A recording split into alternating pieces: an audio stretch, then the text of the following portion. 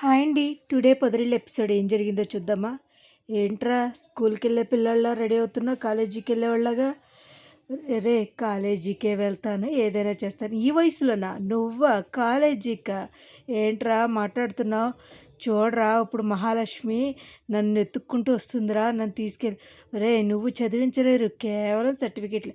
చూడరా, నువ్వే చూడు, మహాలక్ష్మి తీసుకుని వెళ్తుంది అనేసరికి మహాలక్ష్మి వస్తుంది, వచ్చి పెద్ది పెద్ది అంటుంది.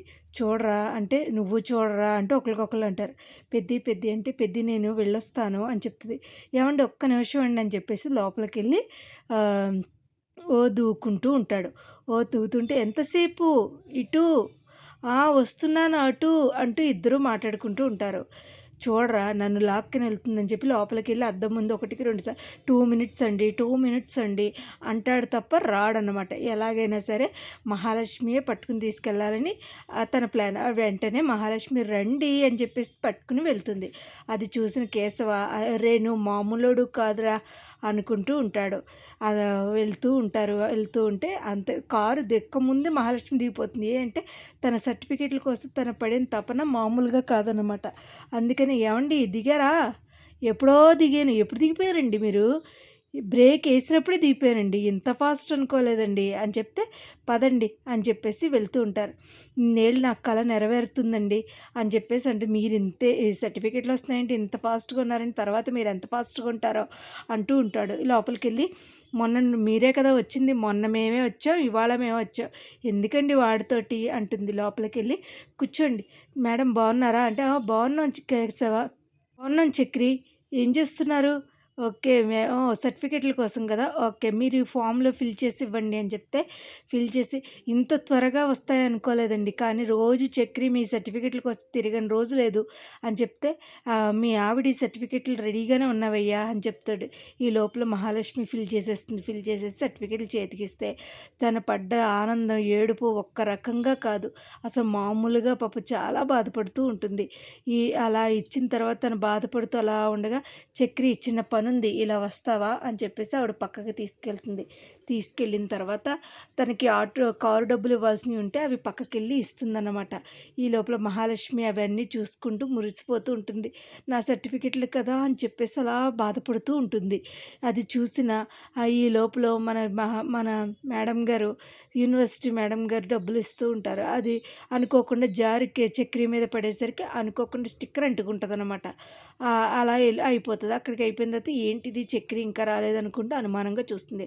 అలా అయిపోయిందా అనుకుంటుంది తప్ప తనకి సర్టిఫికెట్లు వచ్చిన ఆనందంలో, ఏమండి మిమ్మల్ని చూసిన ఆనందం నాకు చాలా హ్యాపీగా ఉంది, మీరు అబద్ధాలే చెప్తారనుకున్నాను, నా విషయంలో మీరు ఇంతలా చేస్తారని అనుకోలేదని చెప్పి థ్యాంక్స్ చెప్తే తను మురిసిపోతూ ఉంటాడు. ఈ లోపల మన గాయత్రి ఇవాళతో తన అత్తారింటికి వెళ్ళిపోతుంది అనమాట. వాళ్ళ భావం చూసి ఏడుస్తూ ఉంటుంది. ఈ లోపల అల్లుడి గారు తీసుకోండి అని చెప్పేసి అల్లుడికి మర్యాద చేస్తూ ఉంటారు. గాయత్రి వాళ్ళ అమ్మ నాన్న పెద్దనాన్న అందరూ వస్తూ ఈ లోపల వస్తుంటుంది. గాయత్రి నువ్వు కూడా తీసుకోమ్మా అంటే, నేను బయటకు వెళ్తున్నాను అంటే, ఏంటి గాయత్రి ఎక్కడికి వెళ్తున్నావు?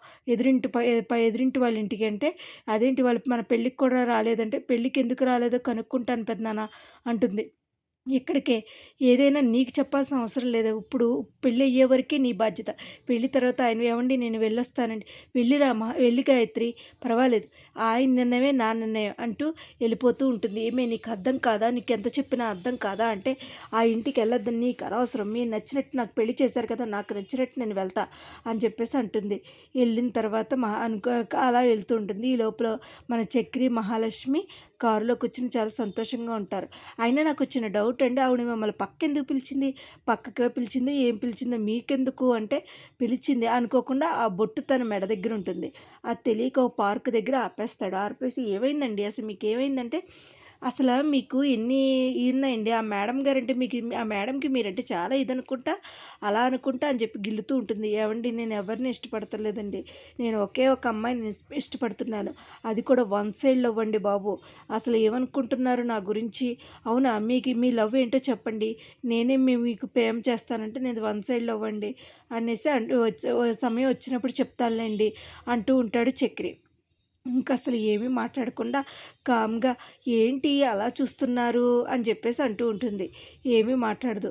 ఈ లోపల గాయత్రి ఇంటికెళ్తుంది. గాయత్రి ఇంటికెళ్ళే లోపలనే మన చక్రి ఫోన్ చేసి "అన్నయ్య ఇలా సర్టిఫికేట్లు వచ్చేసినాయి అన్నయ్య, ఇంటికొచ్చేస్తున్నాం అన్నయ్య" అంటే "ఒరేయ్ రా సరే రా" అంటే "బావా ఎంత బావుందో బావ, ఎంత మంచి స్మెల్ వస్తుందో బావ" అని అనేసరికి పెద్దీకి ఒక్క రకంగా అయిపోద్ది. "నువ్వా గాయత్రి? రా గాయత్రి" అంటే "గాయత్రినే బావ, అదేంటే దొడ్డిదారిన వచ్చావు, ఇదే పని రావచ్చుగా, నా మనసు ఎలా ఉన్నా నా కాళ్ళు ఇటే వెళ్ళినాయి బావ, నువ్వు ఇవాళ రాత్రికి వెళ్ళిపోతున్నాం బావ, నిన్ను చూద్దామని వచ్చాను, నువ్వు వెళ్ళిపోమన్నావు కదా బావ, అందుకనే వెళ్ళిపోతున్నాను" అని అనేసరికి అలా కళ్ళతో చూస్తూ ఉంటుంది. "ఏంటో బావ, ఇప్పుడు వరకు నీతో మాట్లాడాలనిపించేది ఒంటరిగా, కానీ ఇప్పుడు ఒంటరిగా మాట్లాడాలని లేదు, తాళి కూడా ఇదిగో బావ, నువ్వు చెప్పినట్టే పెళ్లి చేసుకున్నాను బావ" అంటుంది. అది చూసిన మన చిన్న "ఏంటిది గాయత్రి మళ్ళీ వచ్చింది అన్నయ్య, ఏరి అన్నయ్య ఎక్కడున్నారు మీరు" అంటే "వేరే మేము బయటకు వచ్చారా" అంటే "గాయత్రి వచ్చింది అన్నయ్య, ఏం జరుగుతుందో ఏంటో నాకు భయంగా ఉంది, ఏమీ జరగదులేరా" అని చెప్పేసి వాళ్ళు నవ్వుకుంటూ మాట్లాడుకుంటున్నారు. ఏంటో పెళ్లి మీద పెళ్లి జరుగుద్దా ఏంటి అనుకుంటూ ఉంటారు. అసలు ఏం జరుగుద్ది అనేది రేపటి ఎపిసోడ్లో చూడాలండి. కానీ ఒక ఒక ఎపిసోడ్తో గాయత్రి కథ ముగిసిపోతుంది. మరి రేపటి ఎపిసోడ్లో ఏం జరుగుద్దో చూద్దాం. నా వీడియోస్ కనుక మీకు నచ్చినట్టయితే లైక్ చేసి, షేర్ చేసి, సబ్స్క్రైబ్ చేయండి. Thank you.